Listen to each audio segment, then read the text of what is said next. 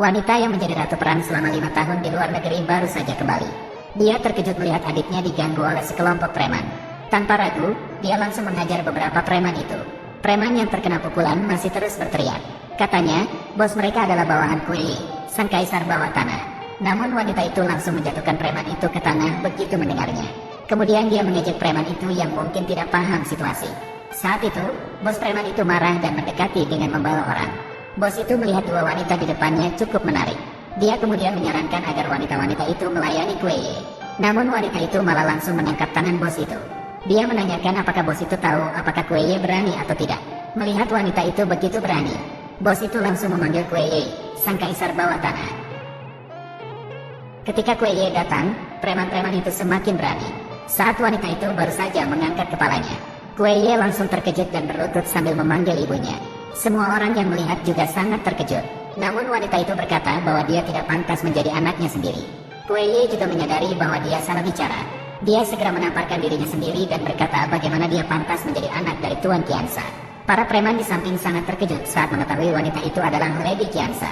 Saat itu adik perempuan mulai mengadukan kepada Kuei, mengatakan bahwa orang di bawahannya tidak hanya mengganggu dirinya, bahkan mengancam akan membuat kedua saudari itu melayani Kuei. Kuei segera memberikan tamparan kepada bawahannya setelah mendengar hal itu. Preman itu segera merangkak ke depan wanita untuk memohon ampun, mengaku tidak mengenali Gunung Tai dan meminta maaf. Berharap wanita bisa memaafkannya. Wanita juga mengatakan bahwa hari ini adalah hari pertemuan kembali dengan adiknya. Dia menganggap anak itu beruntung. Preman itu dengan senang mendengar dan mengira dirinya diselamatkan. Namun, tanpa diduga, Kuei melemparkan sebilah pisau kecil, mengatakan bahwa dia bisa menghindari hukuman mati, tetapi tidak bisa lolos dari hukuman hidup. Memerintahkan agar preman itu memotong lidahnya, menggali kedua matanya sendiri, lalu pergi dari kota awan. Kemudian, orang-orang menyeret preman itu keluar. Saat itu, Kuei kembali bertanya kepada wanita tentang keberadaannya selama 5 tahun terakhir. Namun wanita hanya menatap dengan tatapan tajam.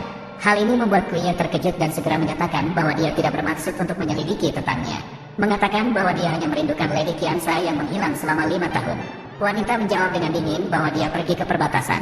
Kejayaan segera teringat pada dewa perang perbatasan yang muncul tiba-tiba 5 tahun yang lalu. Maka dengan cepat dia mengenali identitas wanita itu sekarang. Terima kasih, Tuan Perang. Permaisuri perang 9 kota. Tanpa diduga, Putri Darah Qiansa saat itu kini menjadi permaisuri perang 9 kota. Saya, Wang Zhangkui, mewakili dunia bawah Cloud City. Terima kasih kepada Tuan Perang. Lindungi 9 kota kami. Lindungi 9 kota kami. Lindungi 9 kota kami. Kata-kata yang bagus didengar. Semua orang bisa mengatakannya. Ternyata sebelumnya kekuatan dunia bawah Cloud City dipegang oleh 4 bos besar. Biarkan Tuan Perang memimpin. Wanita itu puas dan pergi dengan adiknya setelah melihat Kuei yang cerdas. Setelah kedua orang pergi, anak buah bawahan segera bertanya